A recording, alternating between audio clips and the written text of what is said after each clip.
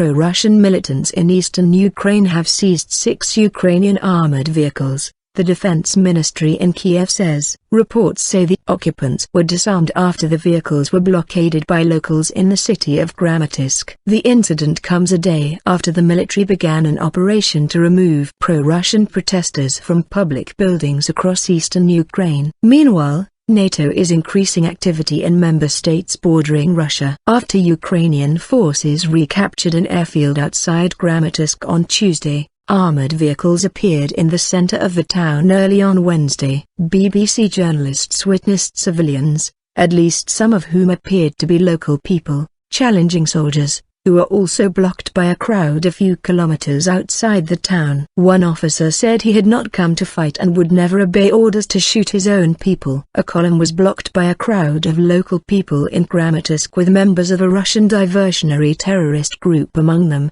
the defense ministry said its statement. The military vehicles were then taken to Sloviansk where they are being held by people in uniforms who have no relation to Ukraine's armed forces, the ministry said. The Ukrainian troops appear to have been disarmed before being fed by pro-Russian militants at a cafe in Sloviansk and then put on a bus back to their home city of Dnipropetrovsk. In another incident, several hundred residents of Chayakino, south of Sloviansk, surrounded another column of 14 Ukrainian military vehicles. After the crowd was reinforced by pro-Russian gunmen, negotiations ensued and the troops were allowed to drive their vehicles away, but only after agreeing to surrender the magazines from their assault rifles. Ukraine's anti-terrorist operation is looking more and more a non-event, or worse, an outright fiasco, reports the BBC's David Stern in Donetsk.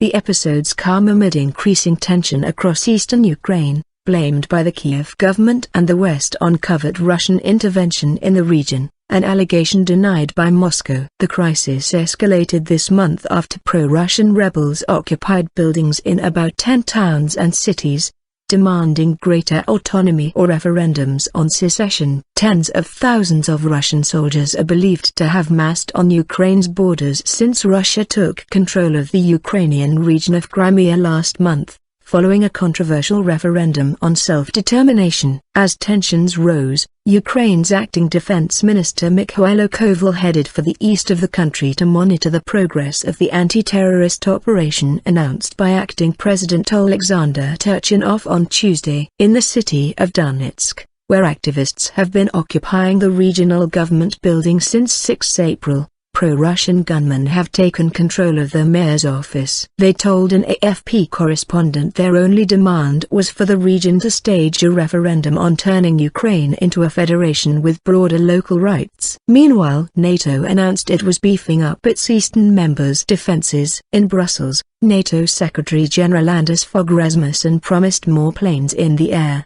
more ace ships on the water, more readiness on the land. He called on Russia to make clear it did not support the violent actions of well-armed militias or pro-Russian separatists in eastern Ukraine. The NATO alliance includes 2 ex-Soviet Baltic republics with large ethnic Russian communities, Latvia and Estonia, while other members such as Poland share borders with Russia. Four-way talks are due to take place on Thursday in Geneva between diplomats from Russia, the EU, the US and Ukraine. Ahead of the annexation of Crimea, masked soldiers believed to be Russian troops appeared at strategic points across the peninsula alongside self-defense units, said to have been formed locally. Speaking in London, UK Foreign Secretary William Hague said Russia had sent thinly disguised armed groups into eastern Ukraine to spearhead the occupation of buildings. Ukraine's Security Service, SBU, has meanwhile published what it says is a batch of intercepted conversations between the Russian secret services and pro-Russian forces in eastern Ukraine. Russian security service officers are heard to order forces in eastern Ukraine to shoot to kill when dealing with Ukrainian troops who do not surrender,